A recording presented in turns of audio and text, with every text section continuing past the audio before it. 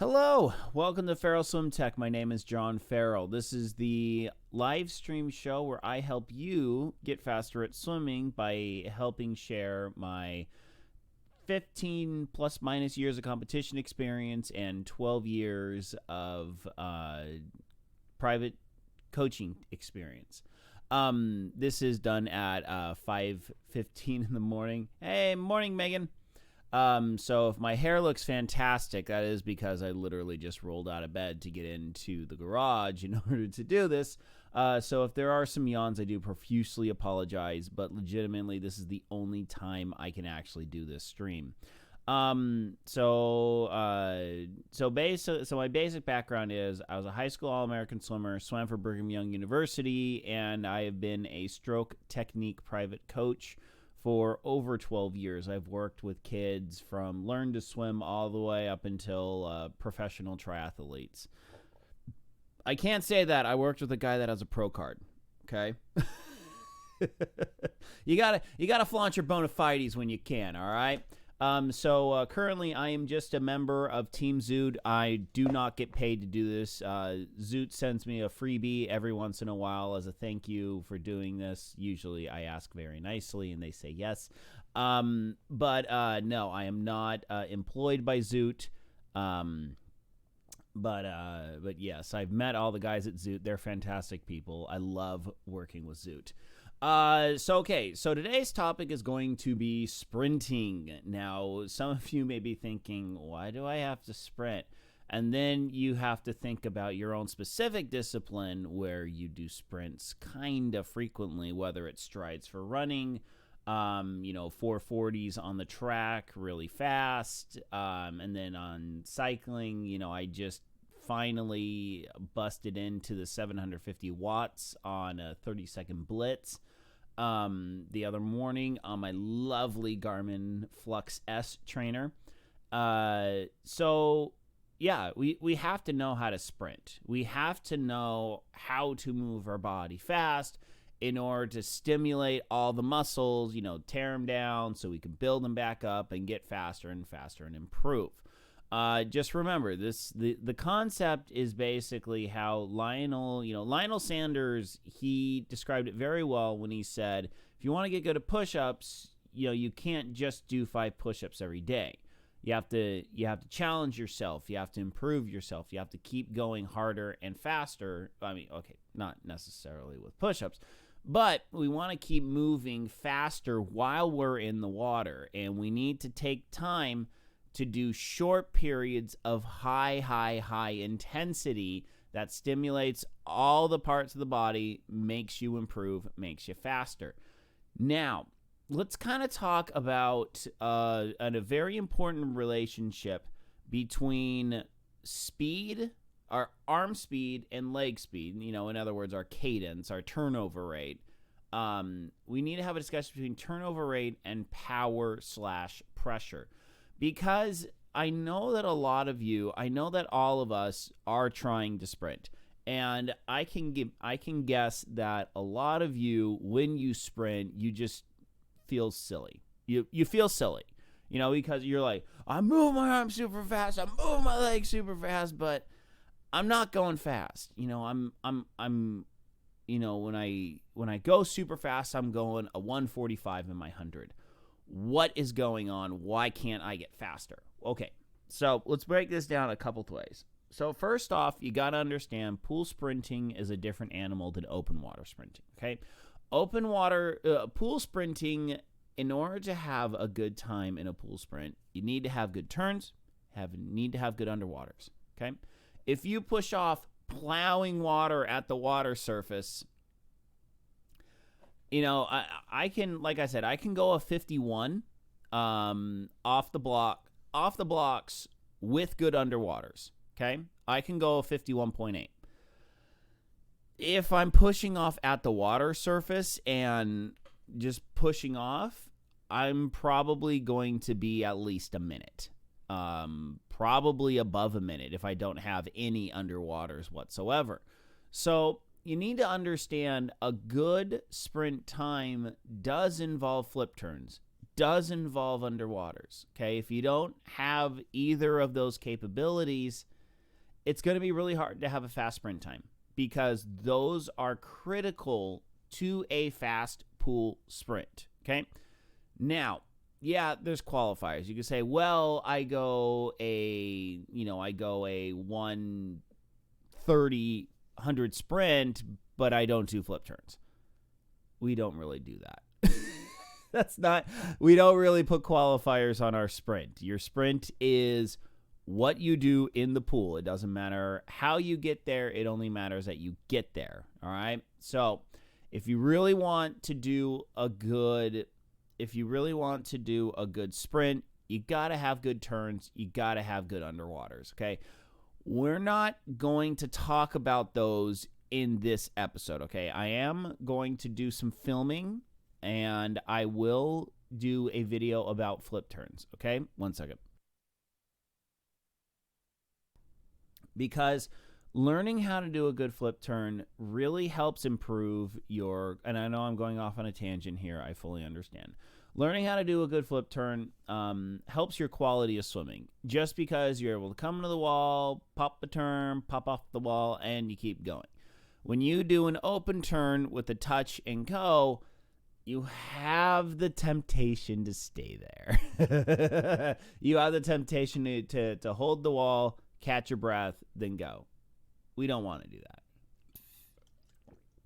We want to be, especially if we're doing open water stuff, we don't want to have that wall to rest. You may say, well, that screws up your distance because you're doing stuff underwater. You can push off and pop up to the surface within 10 feet of the wall, and you'll be perfectly fine. Okay, you can push off, get a good little underwater push off, just come right up to the surface and keep going. No dolphin kicks required, no nothing like that.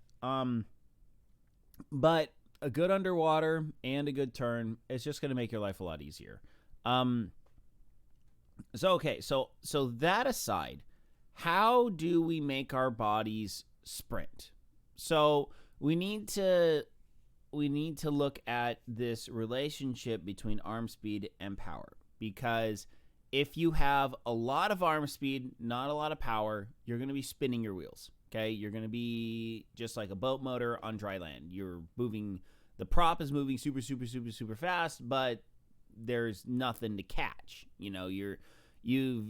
You've gone past what water is able to hold. Now, if you remember back during my pulling video or my pulling stream, what I talk about is there's a relationship of how hard you can actually push the water. You push the water too hard, you get to what's known as turbulent flow. You're coming over, your speed of your hand is faster than what the water is holding. And likewise, if you're not pulling hard enough, the water's just going to simply go around your arm. You're not really going to be able to put pressure on that water if your arm is moving too slow. Move it too fast, and it's just like a toothpick through the water. If you push it too slow, you're not really putting any power on the water. It's just like, you're on a treadmill and you're barely moving your legs. So what is the actual relationship between power and speed? I don't know. I don't have numbers. There is a company that makes power meters. A pressure meter that you put on the palm of your hand and you swim with it on and figure out how much power you're pushing on it, just like power pedals on a bike. Nobody uses those yet. That is not a wildly used piece of tech. That is a very, very niche piece of tech. Although I do anticipate within the next probably 5 to 10 years, there will be a company that really makes affordable power meters for swimmers. So then we can have a better concept of, okay, how hard should we be pushing on the water? Unfortunately, this is one of those You gotta feel the water, man. Gotta just feel it, man. Yeah, this is the bunch of hippy-dippy bullcrap in swimming that annoys me, but at the same time, I don't know what to say. I don't know how to I don't know how to put numbers to this. Okay, that's the problem.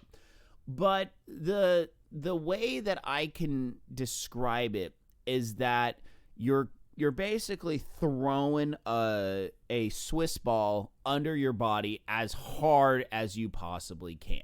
You are grabbing water and pushing it as hard as you can.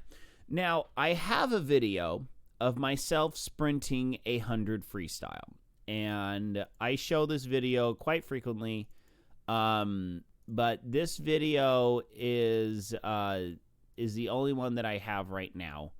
And I'll also pull up my Instagram page real quick, because on the Instagrams, here, hold up, let me go here.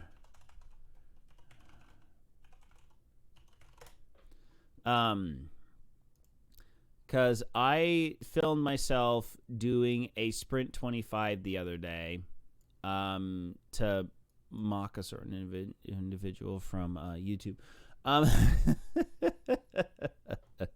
That's a long story, and I'm not telling that story here. Okay, so here we go. So Ferrell Swim Tech, shout out for Ferrell Swim Tech on Instagram. I don't want to get a verified badge. So yeah, I have some stuff that I have posted. I have tried to make this more of a thing. The Instagrams are hard when you're a full-time engineer, full-time dad, and a stroke technique coach. Doing Instagrams is hard. But anyway, so here's me sprinting a 25 freestyle. So yeah, let's mute that. So a couple key items that you're seeing here is you're seeing an increased turnover rate. You're seeing an increased kick rate. Okay, so my kick rate is a lot faster than it was during a distance thing. You see a lot of white water coming off. You see those arms are flying over the water as hard as you can. And you also see there is an actual difference in my rotation, okay? I don't have a ton of rotation with my lower body, but I have a lot of rotation on the upper body, okay? We're gonna kind of dive into all these things right now. This is more of just me pointing out stuff that I see in my own stroke, and then we are going to talk about how to perform these, how to essentially mimic what you see right here. So one of the key concepts that we need to understand that is we need to understand what are the major differences between a distance stroke and a sprint stroke. So one of the major differences that you obviously see is the turnover rate. Your turnover rate is going a lot faster than it is in distance. What I've seen, however, you have to understand this is a completely different animal. This isn't your distance stroke. Your distance stroke will not work for a sprint. I'm sorry, it won't. If you do your distance stroke in a sprint, maybe you're going 15, maybe you're going 5+ seconds faster than what you did. You need to be going legitimately at least 10 seconds faster than your pace. That is what you should be shooting for. Your 100 sprint should be at least 10 seconds faster than what you can do as your pace. So I go a 51.8. And I also did a 2000. I did a timed 2000. I had the form goggles on, so I was checking my pace, and I was averaging about one. Ooh, sorry, I had a back spasm there. Wow, that sucked. Things you don't want to have happen on a live stream. That's delicious.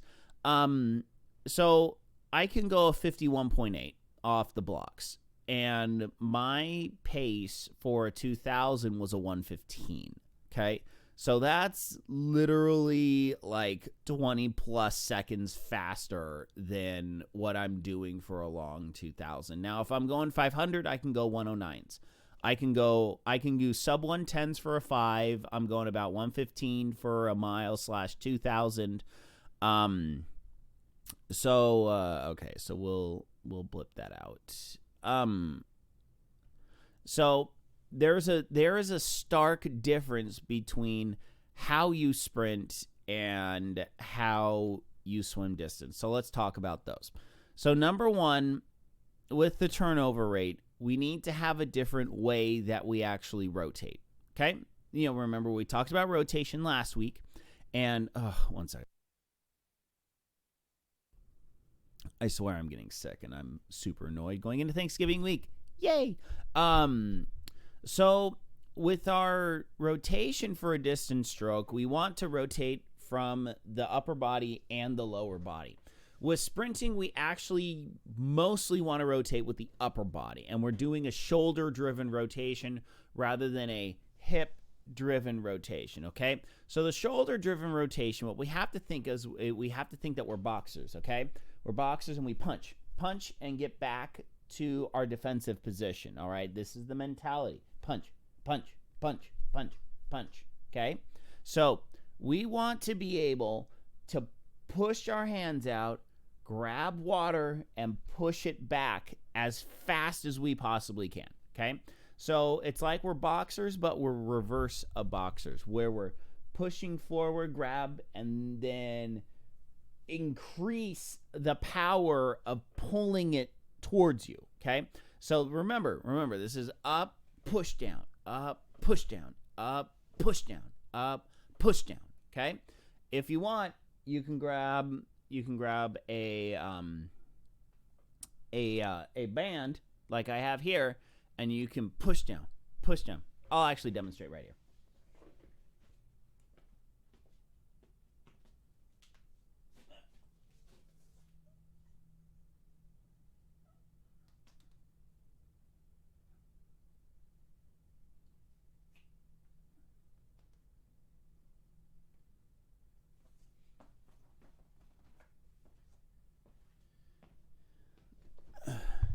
So that's actually a really good dryland exercise for working on that, because we're working on the strength of pushing here. All right. So bam, bam. Okay. So reach, bam, reach, bam, reach, bam, reach, bam. All right. So then the second part of the stroke, the second part of the technique theory is that we need our recovery, the part that's going over the water, that has to be fast. Okay? If you do not have a fast recovery, you have no prayer of being able to sprint fast. Just because if your arm speed over the water is slow, you can't do it. Think of the bike. What if you push really hard down and you try and come really slow over? You can't do it. I mean, you physically cannot do it. It's not possible. You push hard with one foot, and then the other foot automatically is going to come back to the front, okay?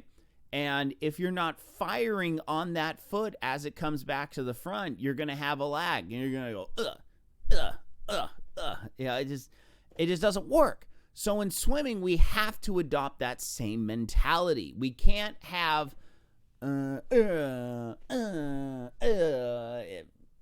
it throws everything off. We need to be pop, pop, pop, pop, pop, pop, pop, pop, pop, pop. All right? So your mentality has to be a boxer. You have to, when you're swimming a 25, a 50, or 100, you have to envision just the object of your ire, the thing that makes you just crazy. Okay? If it was my daughter, it'd be your sister. But we want to envision something, and we are just pummeling them with our arms. Just bam, bam, bam, bam, bam, bam. Okay? And with this, we are able to really up our tempo, up our rate. Now, with this fast tempo, we have to increase the amount of pressure we are putting on the water, okay? We have to up our power. If we do not up our power, our arms are just going to flail through the water. Couple key tips. Number one, stiffness, okay? Stiffness. We have stiffness on our crank pedals, okay?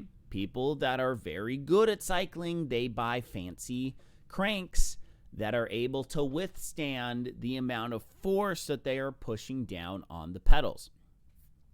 People that are good, they buy fancy bikes that are optimized in stiffness.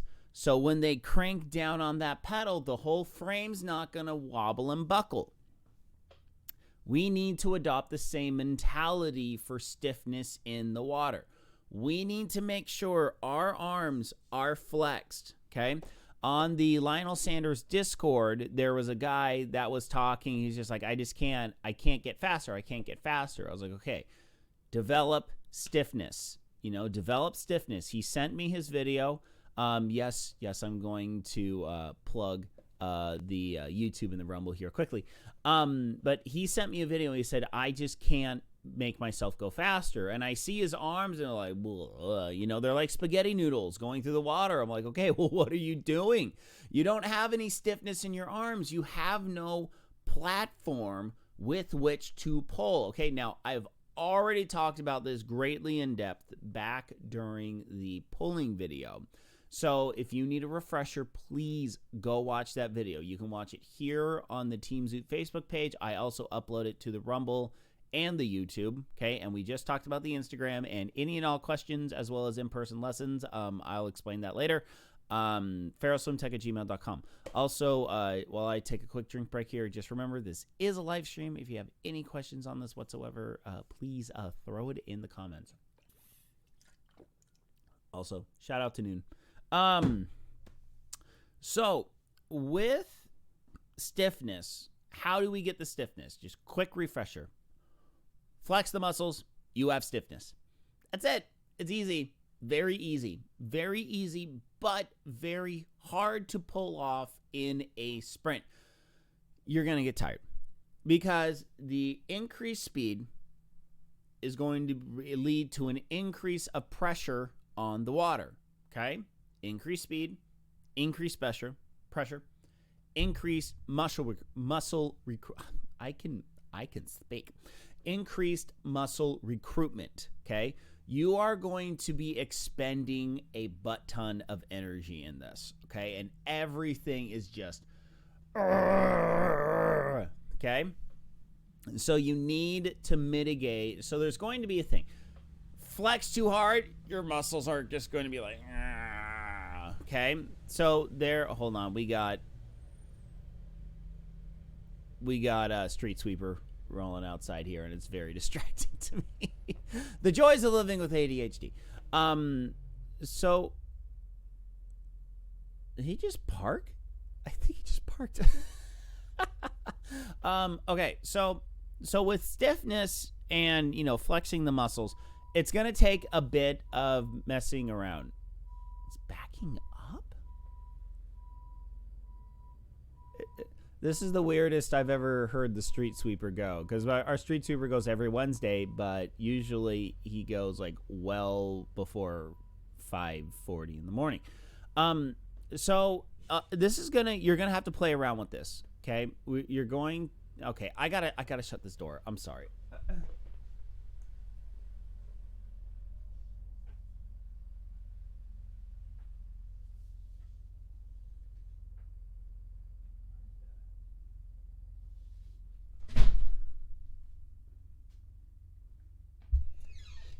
Sorry, it gets a little stuffy in my garage, so I usually just leave the door open to the outside, and this Street Sweeper is just parked at my house. I don't even know what's going on with this. This is weird.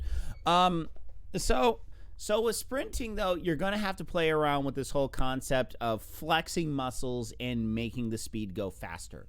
But I can guarantee you're going to need to have an upper body engagement. I'm sorry. I'm going off the rails here.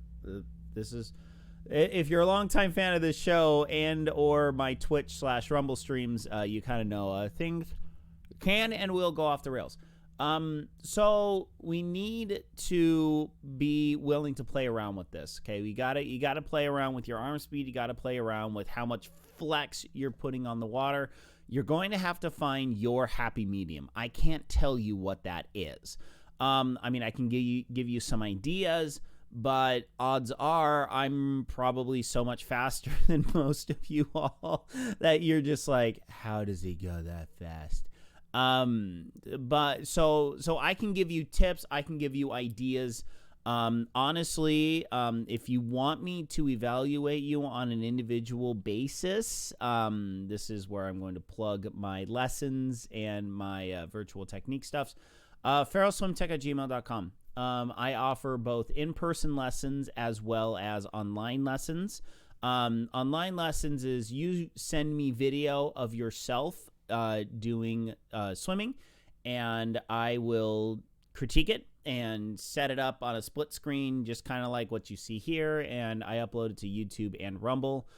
With your permission, I make them public. If not, if you do not want your video public, I make it link only, where I send you the link to the video and only you can find it with that link.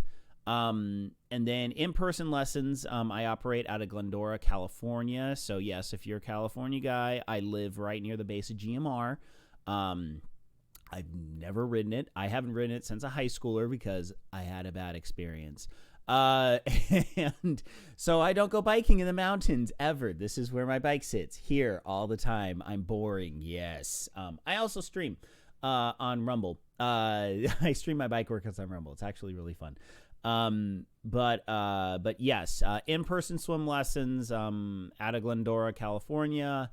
If you want a lesson, let me know. We can make arrangements if it needs to be on a Saturday. I've had a couple people express interest on a Saturday lesson. I can make arrangements to get a pool on Saturday. I just need some heads up.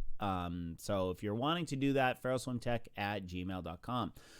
Okay, so now let's go into the how. How do we start to learn how to sprint? Okay. So first off, we need to spend time just moving everything fast, okay? If you can't move your body fast, it is impossible to sprint. So what I always recommend is you swim a couple 25s and you just turn off the limiters. You just move as fast as humanly possible. Who cares how fast you go, okay? The first step is moving everything fast. Just move it all fast. Arms flailing, legs flailing, everything is going nuts, okay? Spend a couple 25s per swim workout doing just that, okay? Everything fast. Next, we need to focus on making our legs fast, okay? If you want to sprint well, your leggy legs got to do work. All y'all that think you can get away with the 2-beat kick, you can't get away with 2-beat kick on sprint. It don't work. 2-beat kick on sprint does not work. Personally, if I'm doing 100 sprint, I'm usually at about a 4-beat kick. Here, let's go back. Let's go back to this. Let's go back to this. I can show you what I'm doing. Let's see here. 1 2 3 4 1 2 3 4 1 2 3 4 1 2 3 4 1 2 3 4 1 2 3 4 1 2 3 4 1 2 3 4 1 2. Okay, I'm doing a 4-beat kick here. Okay, this is a 4-beat kick. 1 2 3 4 1 2 3 4 1 2 3 4 1 2 3 4 1 2 3 4 1 2 3 4 1 2 3 4 1 2 3 4 1 2 3 4. Yep. So on my 25, on my sprints, I do a 4-beat kick. Now, there's a reason why on the kicking episode, I love the 4-beat kick. I love the 4-beat kick because it works for sprint, works for distance, okay? You can scale it. It scales super nicely between a sprint and a distance. It just works, okay? Very much so recommend you learn the 4-beat kick. If you're serious about swimming, I can almost guarantee you at this point, the 4-beat kick is the optimal kick pattern. No scientific evidence. This is just my personal opinion, and it has done very well for me over the years. But you need to have a kick that actually works, okay? Your legs cannot be hindering you. If you're kicking like this, I've seen people kick like this. I am dead serious. That kick is not going to do anything for you. It's going to actively hurt you. It's going to drain your resources super early, and you're going to not have a prayer of finishing 100 very fast. What you need to do is go review the kick video. So, excuse me. The very shortened version is, and this is something that I've been telling most of my kids, and it seems to be pretty effective in actually teaching proper kick technique. You have to envision you're on your tippy toes. You're on your tippy toes, reaching. I tell the kids, your parents put your Halloween candy on top of the fridge, and you got to reach on your tippy toes to try and grab that candy, okay? Hey, candy motivates kids and adults. So we want to pretend that we're on our tippy toes. That locks our knees. That gets our legs in a very straight profile. And it points the toes too. Points the toes, locks the knees, and then we want to move our legs very fast. So something I always did with the sprinters that I've worked with in high school over the years is I have them hold the wall, and I talk about this in the kicking video where I have this set where you do kicks on dry land, hop in, kick while holding the wall, and then kick a 25 with a kickboard. Basically what we want to do is we want to hold the wall and start learning how to just blitz the legs. Make the legs move way faster than what we thought we were capable of doing. So, couple things. We need to be disciplined with this, though. We don't want to have our legs go, okay? We need to be very disciplined, and we need to be very specific with what our legs are doing. When we're moving our legs very fast, number one, we don't want to swivel the hips. We want to keep the hips nice and straight. Let's go back. Let's go back again. And the thing I like about this 25 is it's really short. Let's go back to the sprint video. I want you to watch the hips. Watch the hips, okay? Hips are very firm, very minimal amount of leg wiggle with that. So what's happening is I'm driving through the core, I'm driving into the legs, and I'm not losing the stiffness of my lower body by wiggling the hips, okay? You wiggle the hips, you lose power, okay? You got to keep everything nice and rigid when you do all of this. If your hips are wiggling up and down like this, they're jelly. You don't have any power. So you need to keep those hips nice and solid. So lock the hips in, move the legs. Now, how do you start this? Okay, because I understand a lot of you, I've heard your complaints, and I understand exactly what you're saying. Proper kick technique is very hard. It is not easy. And the reason it's not easy is because it goes against all conventions of leg movement that most of us have ingrained in our head. We have to bend our knee in order to move the leg, okay? You can't do that while swimming. You bend the knee too much, you're dead. Now, a lot of people are going to say, oh, well, you do wind up bending the knee. Yes, but that's advanced swim technique, okay? But introducing a knee bend is advanced, okay? A little bit of knee bend, okay. But actually getting any significant knee bend, and I'm saying significant is over 30 degrees. That's your 30-degree knee bend right there, okay? A lot of you guys, wah. Okay? You got to keep that leg stiff. You bend the knee, your stiffness is gone. Stiffness is gone when that knee gets bent. So we need to spend time kicking without bending the knees. And on top of that, you got to make your kick a lot smaller. Okay. I was working with a kid yesterday, and I was working with a member of Team Zoot, who lives down in Yorba Linda area. He drives up for swim lessons every couple of weeks. And I was working with him, and I literally shrunk his kick amplitude in half. I shrunk his kick amplitude in half. His whole stroke worked a heck of a lot better. So if you're thinking, I gotta have a gigantic, that's it. That's all you need. Okay, here. That's all you need for a kick. Okay, it only needs to be about 18 inches amplitude max. Okay, focus on the kick in the bucket. Dryland Superman kicks. Put your feet in a bucket. Kick with your feet touching the bucket. It's going to be silly, but it works. Okay, so that's it with the legs. So grab the wall, make your legs hurt. What I do with the kids is I stand on the deck. I'm a really loud individual, and I tell them faster. You know, I was like, okay, we're going to start kicking. So kick, faster, kick, faster, faster. I make those kids go well past their limits, you know, what they think is necessary for the kick. And then I have them swim a 25 with that same intensity in their head. And they most of them say, my arms went faster. Yes. Okay. Your legs. So for distance swimming, I say your legs are the metronome. In sprinting, your legs are the speed limiter. Okay. Your arms can only go as fast as your legs are going. You want your arms to move faster, your legs have to move faster. Okay. So do that. Next. One second.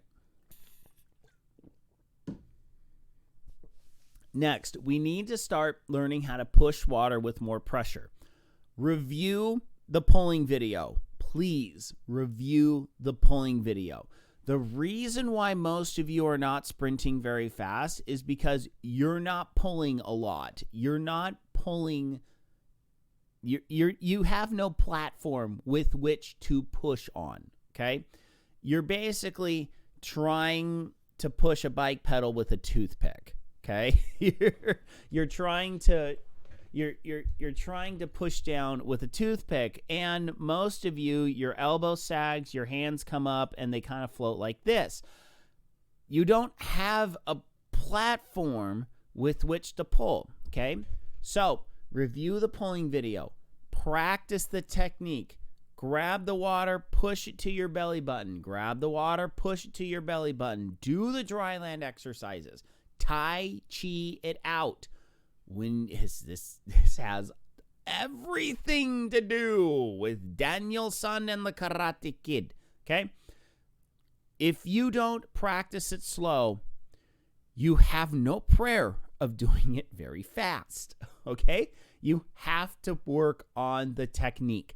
Once you have the technique down, you then can apply it, moving it faster. Okay? So, how do we get to that point? Because I don't want to tell you, oh, well, all you got to do is just do the technique and magically you make it go faster. Yeah, no, it doesn't work that way. You need to practice getting your speed up, okay? And we do this with builds, okay? Builds are a very, very, very important part of learning how to do things faster, okay? So, builds is very identical to strides in running, where and this is something I'm learning personally, and I'm starting to add into my one track workout I do a week, which I skipped yesterday. But with strides, what we want to do is we start at a slow pace, we build up to a high intensity, and then we back off, okay? Builds work similar to that, except it's a and then you touch the wall. Okay? There is no and then you touch the wall. It is ramp up the intensity over the 25 and then you touch the wall. Okay? Now you may do it over a 50. Sorry. you may do a build over a 50 where you start, push off the wall, start building up the speed about halfway when you hit that turn, you push off again, continue that half speed off the wall until you're at a full out sprint about halfway back. You don't want to time what you don't want to do is you don't want to time a build to where you're at max capacity when you hit the wall, okay? You want to be at max capacity 10, 5, 10, 15, out of a 25 yards, you want to be at max speed with about 10 yards left or, somewhere before the flags, okay? If you swim in a pool with flags, you know exactly what I'm talking about. You want to get to your max speed somewhere with 10 yards left to go so you have a couple strokes at full speed, okay? Learn to do this. Do 25 builds, 25 builds, 25 builds. Start off at comfortable and then just increase every about 2 strokes, okay? Increase your speed about every 2 strokes to where you're about 10 yards away from the wall. You're flying, okay? You're going as fast as you possibly can. So, like I said, I start super early in the morning, and I'm live streaming until about 10:30 at night. There's a reason I'm not fast. Don't you dare take away my me time. I'm sorry, I'm off the walls here.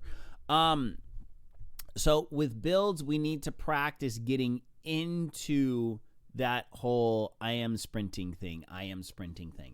And then on top of that, we need to spend 25s actually sprinting. So what I did last night was with the kids, we did a set where we did a 200 pace and then a 200 at pace. So I had them make sure they were checking their heart rate and that they were at about a zone 3 heart rate. So it was between 130 and 150. And then we did 2 100s of easy distance per stroke, build, sprint. Okay. So basically you're kind of going through this concept of gears. I'm going to talk about gears, probably the next episode.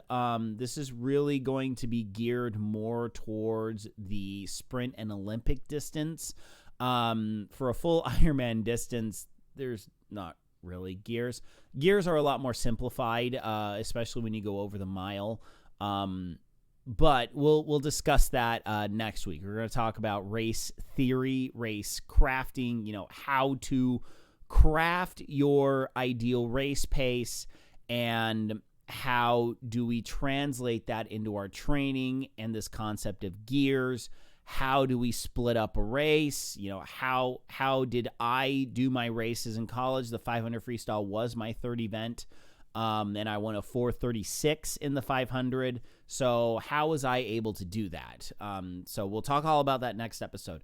But so those hundreds are specifically broken up to where you go easy the first 25, and then you go into a distance per stroke, where you go a long stroke, okay, long, but it is kind of powerful. You're not loafing with this distance per stroke, but you're just reaching out, grabbing the water, and pushing it backwards at a decent clip.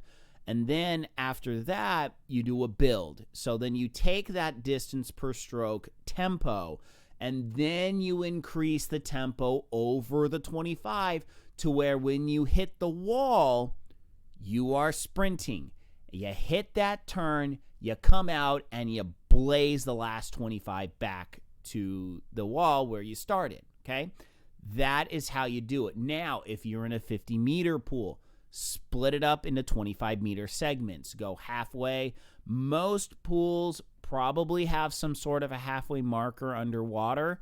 Know where your halfway marker is on a 50-meter pool. That's a really good way to kind of break up these things. So this totally works for 50 meters as well. But you just have to know where that midpoint is. Back at my pool, I swam at the Claremont Club all growing up. They have a nice big tile line at the middle of the pool. You know exactly where the middle of the pool is. It's fantastic. Odds are your pool probably doesn't have that. So I would very much so recommend figuring out exactly, have a visual cue or something that delineates where that halfway point is. So then to finish off the set, we would do a 50 easy, 50 sprint. Okay, the 50 sprint for us was off the blocks. Most of y'all's don't have access to the blocks. Just go a 50 sprint. Okay, so here's the set again: 200 freestyle at aerobic or a zone 3 pace. Then you go 2 100s, broken or 2 100s. First 25 is easy. Second 25 is distance per stroke. Third 25 is build. Fourth 25 is sprint. So that's 2 100s. And then you're going to go 2 50s, 50 easy, 50 sprint. Okay, now the key is that 50 sprint has to be empty the tanks, draining it out, your 30-second blitz. Okay, that's what your 50 has to be. Then roll straight back into the 200. Okay, we did this 3 times. I recommend 4 times going through this set. So then what you do is you then go back to your zone 3. Okay, it's going to be more of a active recovery, but you got to hit back into that zone 3 when you swim that 200. Okay, and you don't want to take a lot of rest after that 50 sprint. You maybe want to take 10 seconds. Okay, maybe take 10 seconds, because the majority of the rest is going to be in those 2 100s on that first 50 of the first 200s and the easy 50. At 200, that 200 can't be easy. That 200 has to be uncomfortable. It has to be uncomfortable. So you do the 200, 2 100s, 2 50s. Okay, that's a really good way to kind of introduce you into this whole concept of sprinting, because you're in your uncomfortable zone with a 200, and then you ease yourself into the discomfort of sprinting. Then you take a small break, blast that 50 freestyle, get back to being uncomfortable. So this is going to, introduce lactic acid into your system. You deal with it during the 200 freestyle. You're going to be generating a little bit more active lactic acid if you're popping into that zone 3. Somewhere for swimmers, we don't necessarily. Hold on, let's see. Okay, got it. So, if we produce lactic acid, we need to learn how to mitigate it and distribute it. The one thing that you need to understand going into this as well is that you're not used to sprinting with your arms, okay? We may sprint with our arms when we run. We definitely don't sprint with our arms when we bike. We get some stiffness and we get some frame shifting, but your arms are not doing a lot of the work, okay? Your arms are doing all the work in the pool, okay? You're not used to this. You need to get used to this. And I think that set we did last night was actually super duper good with the self-amendments. Got it. So when we are moving and really focusing all of our efforts on sprinting, we're putting a ton of load on our arms. Okay. You do a sprint workout, your arms are going to be hurting. Okay. Take care of your arms. Do something that I highly recommend that you do is you get a very thin stretch cord. Stand on it and then just do this. Okay. This is what we did in college for rotator cup work. Okay. Really, really, really light gauge. I'm talking maybe a 10 pound. 10 pound, if you can find a 5 pounder resistance band, that's going to be even better. Even just a really light of those, just a standard resistance band, the long ones that are super thin. Just do this with it. And then do 1, reach. Okay? You do those 2 exercises 2 times a week, your shoulders are going to be a lot happier. Because doing a lot of sprint work is going to put a lot of load on your upper body. So these are the two major reasons why I'm always saying, okay, work the technique, work the technique, work the technique. You have terrible technique and you try and do a buttload of sprints, you're going to blow your shoulders apart. That's not going to be pretty. It's not going to work. You need to work on the technique. You need to work on the technique.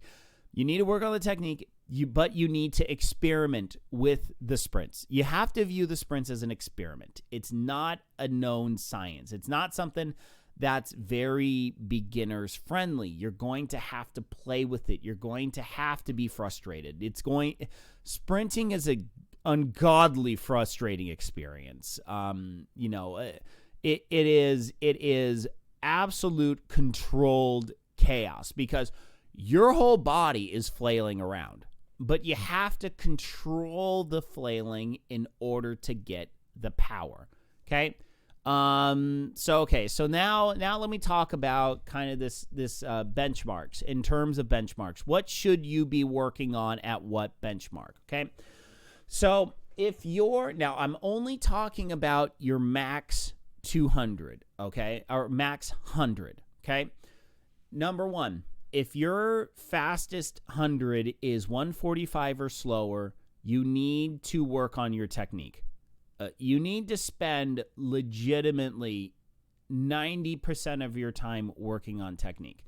You need to take a workout, have a technique in mind, and work on that technique the entirety of the workout. You need to be laser focused. If it's the pull, throw some pulling in, throw some snorkel work in, and throw some swimming in, trying to incorporate the correct pull with the actual technique work of putting the snorkel on and just focusing on where your arms are going.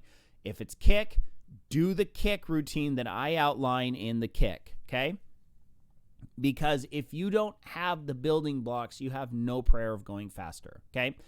If you're below 145, I can almost guarantee you that it's conditioning and it's conditioning and technique work, okay? If you're not below a 145, or if you're below 145, you need to work on your conditioning and technique still, okay? You really, really, really need to work on, just putting everything together. If you're above 145, you just got to work on the building blocks. Work on the building blocks one at a time. When you're below a 145, you need to start being able to put the pull technique and the kick technique together at the same time. Whereas before, you're just working on things individually, trying to incorporate it into a normal stroke. Just work on that one technique at a time.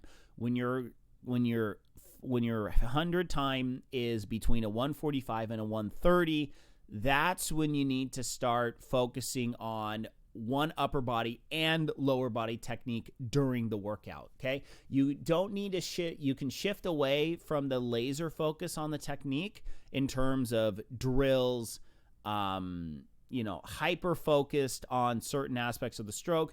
You need to start doing normal workouts, but you really need to have a focus on maintaining a technique of your upper body and your lower body at the same time. You have to work these into your muscle memory. You have to not think about working on the technique anymore. Now, you're below 130 now, okay? Below 130 is still just put it out there. Below 130 for a 100 sprint is not very fast at all.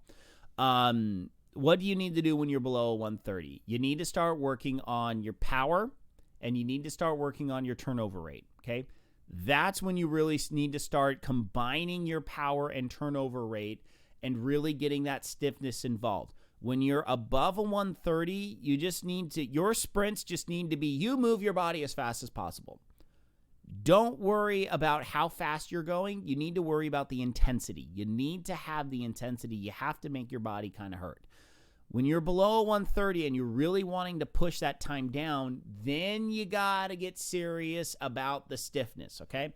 You can go a 130 sprint with zero stiffness, okay? You can do it. That's perfectly possible. No stiffness, your arms are just flailing through the water. That's not that difficult to do. making that time go faster, you got to start introducing stiffness. So when you do your builds, really start to incorporate stiffness into that, okay? So then we're going to go down to the 115 range, okay? So now you're getting into the 115 range. What do? Turns, underwaters, okay? Do your flip, learn your flip turns, learn your underwaters. The idea of physics applies in water. You want to go into that wall as hard as you can, hit that turn, pop off that wall as hard as you can, okay?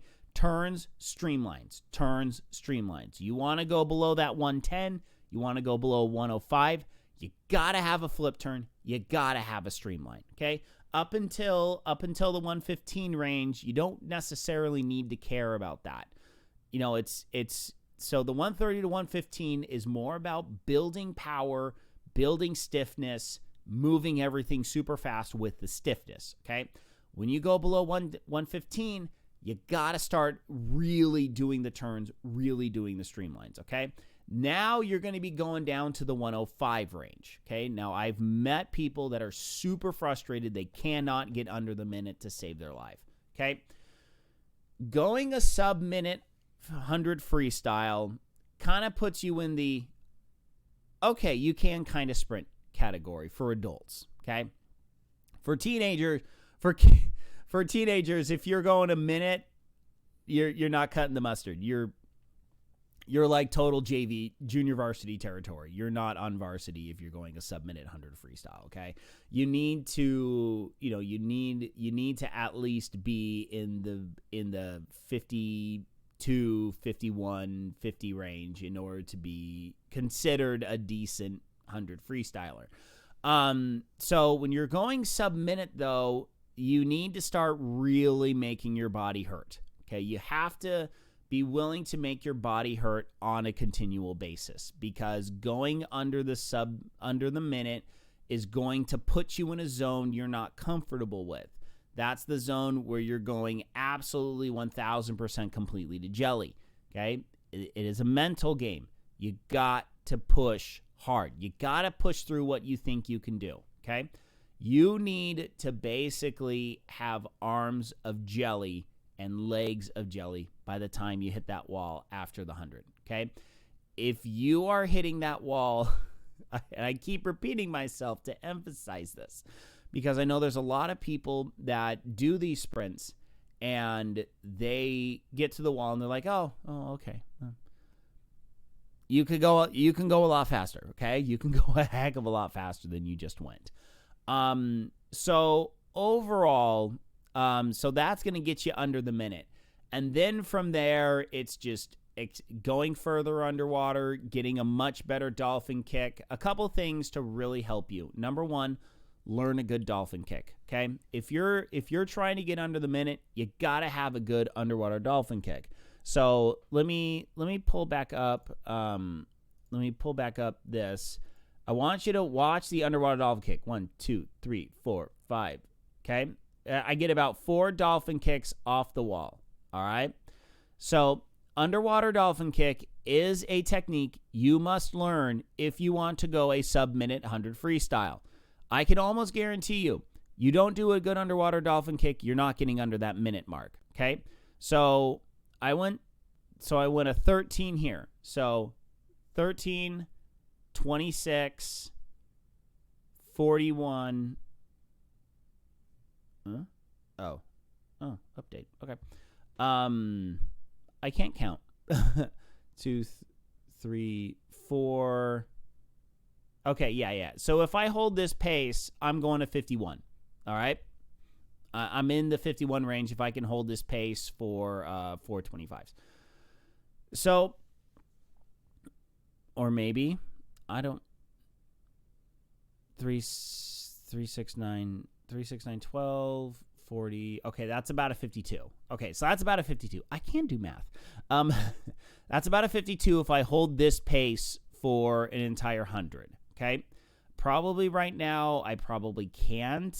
From a push, I'm probably going about a 53, 54, 55 at this point because I am not in the best swimming shape right now just because I do way too many lessons and I don't do enough actual swim training. But This is how you go sub-minute right here. You need to have fast arms, fast legs. You have to be pulling with power. Your legs need to be in sync with your arms, and everything just needs to move super duper uber fast. And you need to have a good underwater. You need to have good dolphin kick underwater. So all right, so that basically, I think that basically covers it for technique. So just kind of my parting thoughts are sprinting is really important.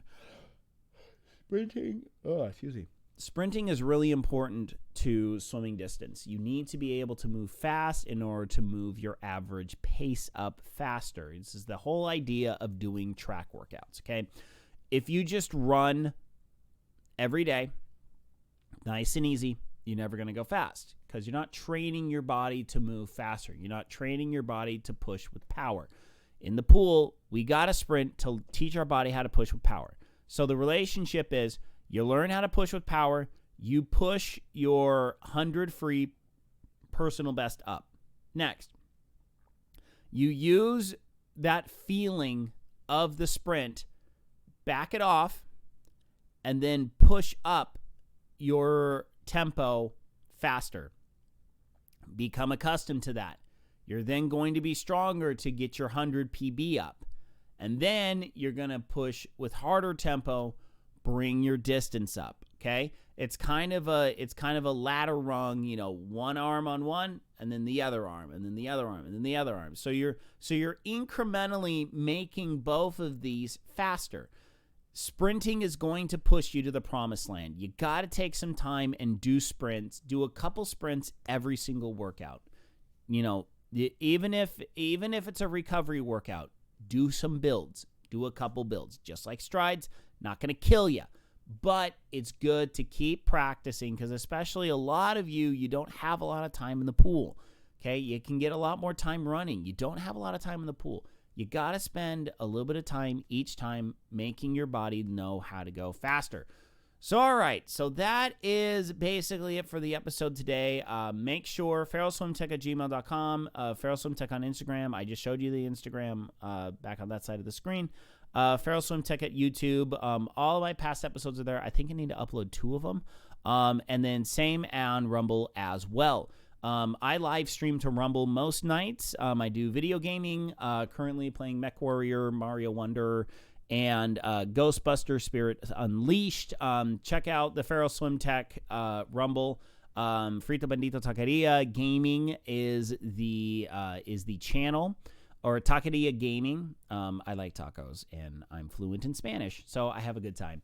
So we'll be back. Actually, no stream next week. I am going to be in Utah for Thanksgiving. Sorry, Utah peeps. Don't think I'm gonna have enough time to set up a lesson. My schedule is pretty packed for that week.